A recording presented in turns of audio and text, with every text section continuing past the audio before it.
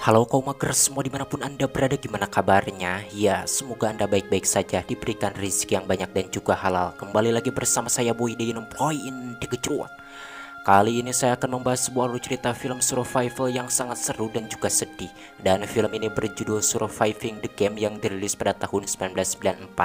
Yang mana film ini menceritakan tentang seorang pria gelandangan yang bertahan hidup di hutan belantara dari buruan manusia psikopat. Apakah pria gelandangan ini berhasil selamat keluar dari hutan tersebut atau malah mati menjadi mangsanya manusia psikopat itu? Oke, kita simak aja alur ceritanya. Dan seperti biasa, cuat.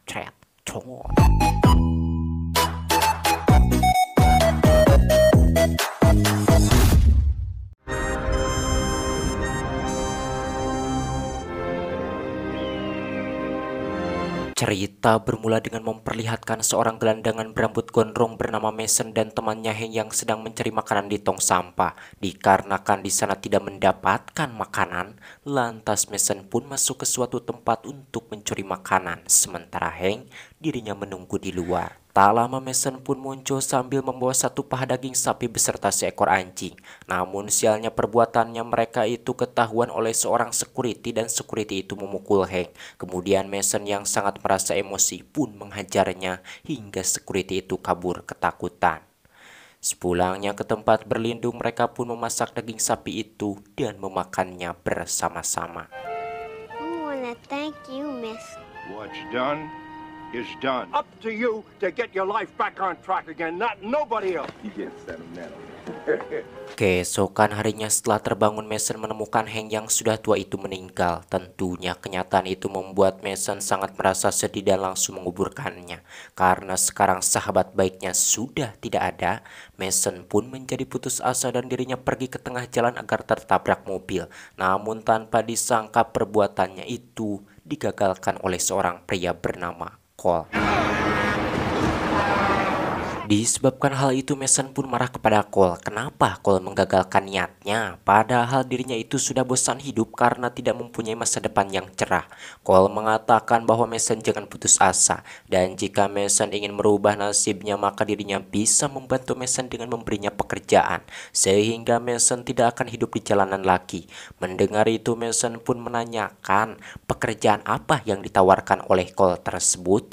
Sambil memberikan kartu nama temannya, Cole memberitahukan bahwa temannya itu yang bernama Bourne sangat membutuhkan seorang pemandu untuk berburu di hutan, yang mana jika Mason bersedia, maka dirinya bisa mendatangi temannya itu. His name's Burns. You'll find out everything you need to know. Dengan harapan yang baru, Mason pun pergi mendatangi rumah Bourne sesuai alamat yang ada di kartu namanya. Sesampainya di sana, dirinya pun memberikan kartu nama itu kepada Burns. Lalu Burns pun mengajaknya masuk. Kemudian dirinya mengatakan kepada Mason bahwa dirinya sangat membutuhkan orang yang kuat fisiknya untuk menjadi pemandunya itu. Karena Mason ini terlihat lemah, lantas Burns pun menguji fisiknya terlebih dahulu selama 30 menit. Yang mana jika Mason kuat bertahan sampai 30 menit, maka dirinya akan diterima sekaligus akan diberikan bonus sebesar $20. Di luar dugaan Burns, ternyata Mason kuat bertahan sampai 30 menit dan akhirnya dirinya pun diterima bekerja sekaligus diberikan bonus sebesar $20.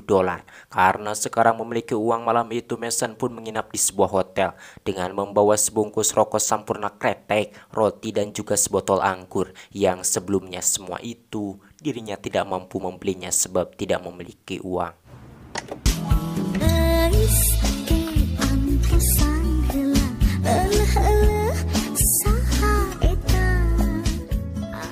Kini Mason pun benar-benar sangat merasa bahagia dan harapan untuk hidup yang sebelumnya sudah sirna itu kini tumbuh kembali. Sebab mulai sekarang dirinya tidak akan tidur di tempat sampah lagi dan juga tidak akan memungut puntung rokok lagi.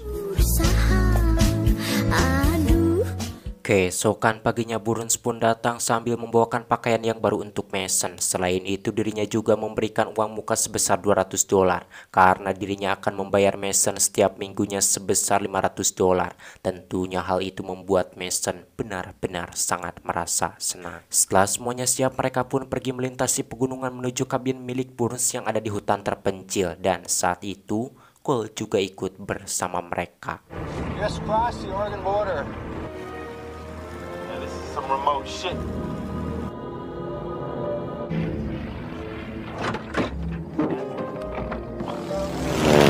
Tak lama setelah mereka sampai di kabin, sahabat Burns yang sengaja diundang pun datang. Kemudian Burns pun memperkenalkan Mason kepada mereka. Setelah itu, Burns pun mengeluarkan golok legend buatan Cibatu untuk memasak babi.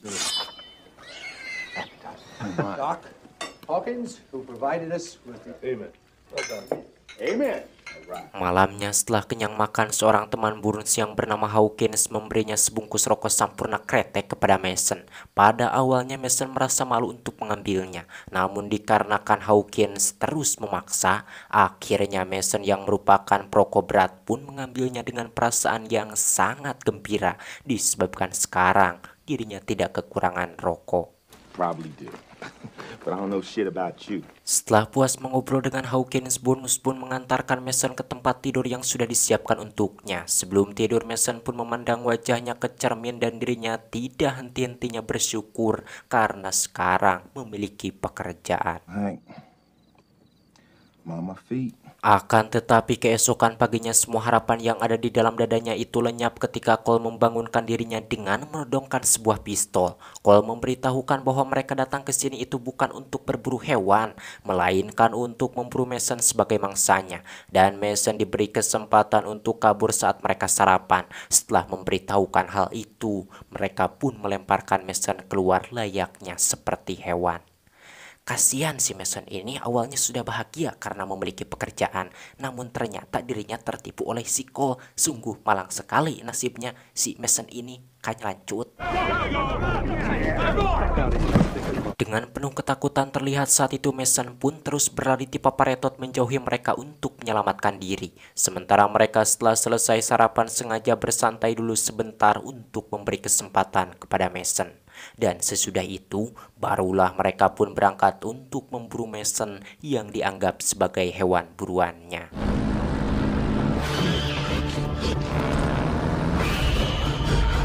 Hawkins dan temannya Griffin yang kala itu terpisah dari yang lainnya, mereka berhasil menemukan Mason dan berlari mengejarnya. Akan tetapi ketika sudah dekat, Griffin tidak berhasil membunuhnya. Sementara Mason yang berhasil selamat, dirinya kecapean engap-engapan. Setelah berpikir, akhirnya Mason pun memutuskan kembali ke kabin untuk mengambil senjata agar bisa melawan mereka.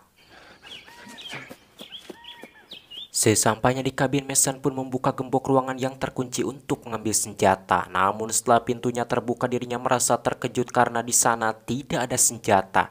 Yang ada hanyalah kepala korban sebelumnya yang diawetkan. Dan Mason juga menemukan ada namanya tertulis di sana. Dengan penuh emosi, lantas Mason pun mengambil bensin, kemudian menumpahkannya ke sekeliling tempat tersebut. Dan tiba-tiba saat itu mereka yang merasa curiga datang untuk membunuhnya. Melihat bahaya itu, lantas Mason pun bersembunyi. Di mana ketika teman Burns yang bernama Derek masuk ke sana tanpa ampun, Mason pun membakar tempat tersebut hingga Derek terjebak. Di sisi lain terlihat saat itu Hawkins dirinya langsung menyerang Mason yang berada di belakang, kemudian menyiksanya habis-habisan. Sementara itu Derek yang terjebak dirinya diselamatkan oleh putranya yang bernama Angus. Sedangkan Hawkins yang sudah puas menyiksa habis-habisan, dirinya ditendang pipanya oleh Mason kemudian dilemparkan ke dalam. Tak lama kabin itu pun ngebelduk membuat Hawkins yang berada di dalam mati terjebak. Disebabkan Hawkins terbunuh, kini Angus yang masih muda pun merasa takut dan memutuskan untuk tidak ikut dalam memburu Mason yang dianggap mereka hewan. Akan tetapi Burns memaksanya. Setelah terkejar, mereka pun langsung menembak Mason. Akan tetapi Mason yang terpojok ngajol ke sungai sehingga tembakan mereka pun meleset. Mason yang kala itu hanyut terbawa arus, dirinya berpegangan ke pohon tumbang, kemudian berusaha angsrod-angsrodan untuk menepi, sementara mereka yang sangat geram kembali mengejarnya. If he survived the river, there's only one Setelah berhasil menepi, Mason yang sangat kedinginan pun menghisap rokok sampurna kretek pemberian Hawkins. Sementara Griffin yang terpisah dari mereka, dirinya berjalan mengikuti dari mana asap rokok itu berasal. Namun sesampainya di suatu tempat, dirinya sangat merasa emosi, ternyata itu adalah tipuan. Dan ketika Griffin sedang mencari keberadaan Mason, Mason yang dari tadi bersembunyi menyerangnya, kemudian membawanya ke sebuah gua bekas tambang emas. Di sisi lain, Burns yang merasa khawatir, dirinya berusaha menghubungi Griffin. Akan tetapi Griffin tidak memberinya jawaban, dan saat itu yang menjawabnya adalah Mason. Mengetahui bahwa Griffin tertangkap, lantas Cole pun menakut-nakuti Mason, membuat Mason yang mendengarnya sangat merasa kesal. Your man's gonna be dead. Malam harinya, Burns memberitahu Derek tentang keberadaan Mason yang bersembunyi di gua. Kembali ke Mason, di mana saat itu dirinya menanyakan kepada Griffin apa yang membuat Griffin ikut dalam pemburuan dirinya. Griffin menjawab bahwa beberapa bulan yang lalu putrinya yang masih sekolah dibunuh oleh seorang gelandangan, dan polisi tidak berhasil menangkap si gelandangan itu. Jadi sekarang dirinya melampiaskan emosinya dengan ikut memburu Mason yang merupakan seorang gelandangan.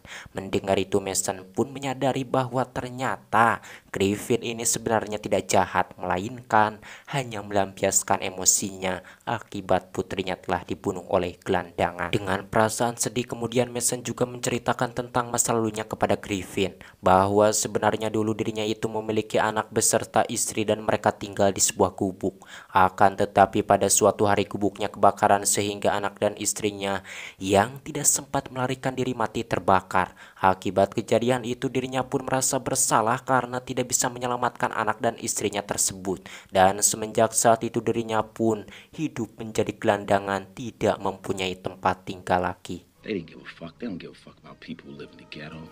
Keesokan harinya mereka pun bergegas menuju tempat persembunyian Mason untuk membunuhnya. Akan tetapi Mason sudah pergi. Kemudian mereka pun menyelamatkan Griffin. Setelah menyadari bahwa perbuatannya itu salah, Griffin pun memutuskan untuk tidak ikut memburu Mason. Tentunya hal itu membuat Burns marah. Lalu Cole pun langsung membunuhnya agar perbuatan biadabnya itu tidak terbongkar.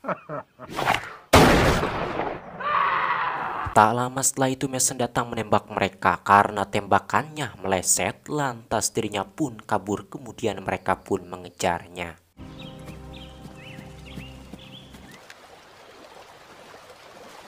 Setelah mereka lewat, Mason yang bersembunyi pun keluar. Kemudian dirinya bergegas menuju tempat mereka menyimpan kendaraannya. Sebelum kabur, Mason pun menyabotase kendaraan milik Cole. Tak lama mereka datang, lalu Burns pun menembaknya. Namun beruntungnya tembakannya itu mengenai ban kendaraannya sehingga Mason pun selamat. Dan ketika Cole hendak mengejarnya, tiba-tiba kendaraannya ngebeleduk membuat kaki Cole buntung. Melihat itu Burns pun Melihat itu Burns pun terpaksa membunuh Cole untuk menghilangkan penderitaannya. Dengan matinya Cole, Burns yang jahat pun sangat merasa sedih sebab Cole itu adalah sahabat paling dekatnya. Sementara Mason yang masih ingin hidup, dirinya menebang pohon dengan senjatanya untuk membuat jembatan. Mendengar itu mereka yang sudah kembali mengejar pun langsung bergegas untuk menangkapnya. Karena mereka sudah sangat dekat, Mason pun tidak jadi menyeberang dan terpaksa bersembunyi. Sesampainya di sana, Burns pun langsung menyeberang diikuti oleh Angus. Dan ketika Burns hendak sampai, Mason pun melemparinya membuat Angus yang terkejut dikurawil. Melihat itu ayahnya pun langsung meronang untuk menyelamatkannya. Akan tetapi naasnya Angus yang sudah kehabisan tenaga jatuh tidak tertolong, di mana kenyataan itu menjadikan Derek semakin emosi kepada Mason. Di sini Mason hampir saja tertembak oleh Burns dan Derek. Namun beruntungnya dirinya keburu jatuh ngegrolong, kemudian terlempar dan nyangsang di pohon. Karena tembakannya tidak juga mengenai Mason, akhirnya mereka pun pergi mencari jalan lain agar bisa membunuhnya. Sementara Mason, dirinya berusaha naik ke atas dengan sekuat tenaga. Sesudah berunding, Derek dan Burns pun sepakat untuk menunggu Mason sampai malam hari dalam keadaan terpisah.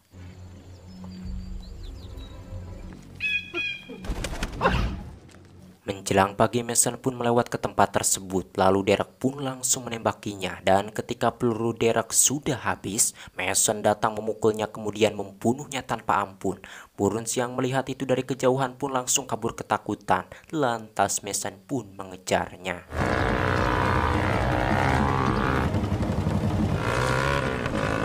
Melihat Mason datang dengan cepat, Burns pun turun dari pesawat, dan ketika Mason mendekat, dirinya langsung menembaki pesawat itu hingga ngebeleduk, membuat Mason yang belum kabur jauh ngaceleng.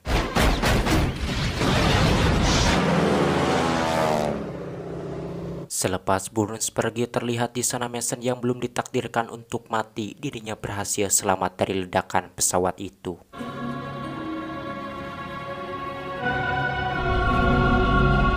Eta 3 hari kemudian, sekembalinya ke kota, Burns pun berniat kabur meninggalkan kota tersebut untuk melepaskan diri dari Mason dan juga tanggung jawab hukum atas perburuan yang membawa bencana itu.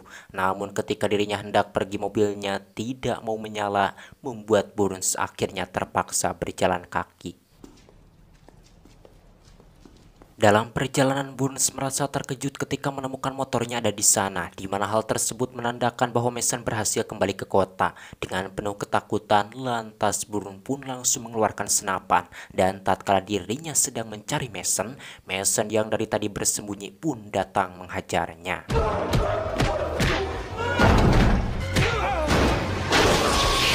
Setelah berhasil mengalahkannya, Mason pun pergi dan mengacaukan laras senapan milik Burns kemudian meninggalkannya. Melihat itu, Burns pun langsung mengambil senapannya itu. Namun ketika senapannya ditembakkan ke arah Mason, senapannya itu malah membunuh dirinya sendiri, hingga akhirnya Burns yang psikopat itu pun mati.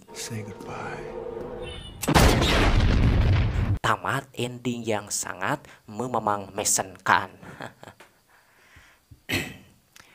Pelajaran yang baik yang dapat diambil dari film ini adalah jangan mudah percaya kepada orang yang baru kita kenal, dan juga jangan mudah tergiur dengan gaji yang besar tanpa kita tahu dahulu pekerjaan yang sebenarnya. Karena sekarang banyak sekali yang mengiming-iming pekerjaan dengan catatan harus ada uang dulu gitu, minimal 3 juta lah. Karena itu adalah sebuah pengalaman yang sangat mengajikan sekali. Pokoknya hati-hati, meskipun kita dalam keadaan pengangguran, ada yang nawarin pekerjaan seperti itu atau meminta uang terlebih dahulu, hati-hati karena sudah banyak sekali kejadian yang seperti itu adalah penipuan. Pokoknya kepada teman-temanku yang masih nganggur seperti saya ini, semangat. Jangan mudah menyerah menjalani kehidupan ini meskipun harga pokok beras seperti terigu, tepung, minyak, dan sebagainya melambung tinggi. Saya Boy pamit dari ruang dengar Anda. Salam ngopai.